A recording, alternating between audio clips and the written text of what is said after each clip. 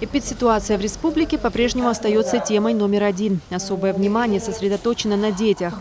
За сентябрь в ковид-кабинете столичной детской поликлиники проведено 243 ПЦР-теста, из которых 41 положительные. На август месяц из 311 взятых ПЦР было 74 положительных.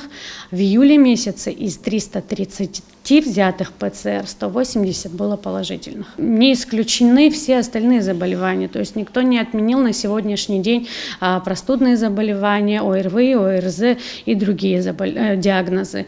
Поэтому дети были разобщены. Сейчас дети вступили в школы, в сады, и поэтому у них формируется коллективный иммунитет. Ковид-кабинет поликлиники работает с 9:30 до 18:00. Здесь принимают детей из всех районов республики. Тестирование проводится до 12 часов дня. Прием ведут врач и медсестра, которые работают в 2 смены. Ежедневно тестируют как минимум 40 детей. На сегодняшний день тяжесть протекания именно ковид-заболевания у детей не отмечается. То есть само заболевание не протекает тяжело у них. Если в летний период, июль-август, оно шло как кишечная инфекция в сочетании с этими заболеваниями, сейчас мы пока такого не отмечаем. Что касается эпидобстановки в школах, на данный момент из 28 тысяч учащихся республики коронавирусная инфекция подтверждена у 250.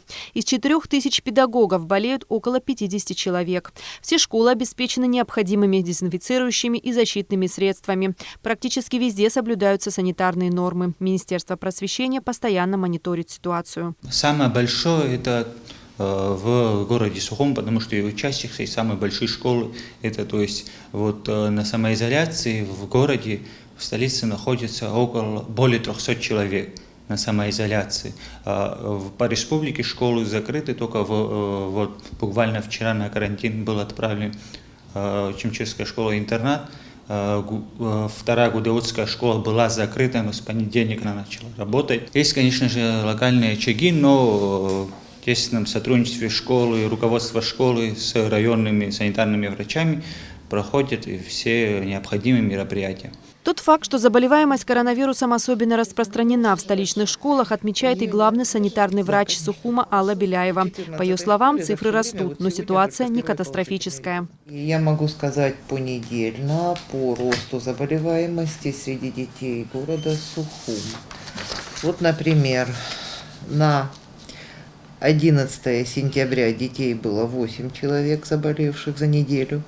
На 18 сентября уже 35 и на 25 43 ребенка. Это считаются дети не только школьного, но и младшего возраста. Насколько мне известно, тяжелых нет. То есть заболевание протекает преимущественно в амбулаторной форме. За весь период было несколько случаев, когда дети попадали в стационар для лечения.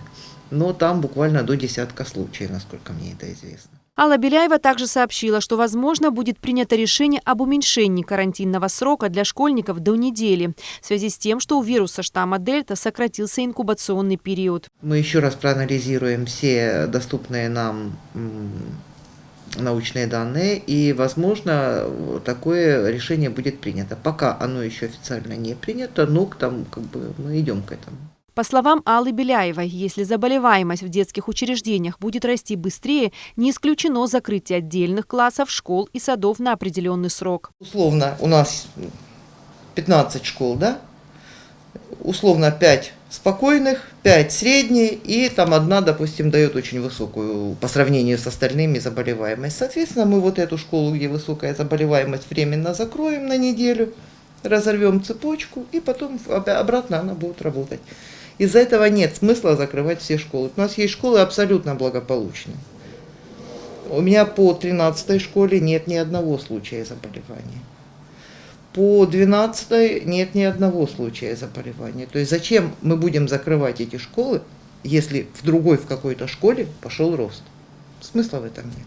Эпидситуация по стране контролируется специалистами. Медики вновь и вновь призывают соблюдать санитарные нормы и настоятельно рекомендуют при первых признаках заболевания не отпускать детей в школу и детский сад, а незамедлительно обращаться к врачу.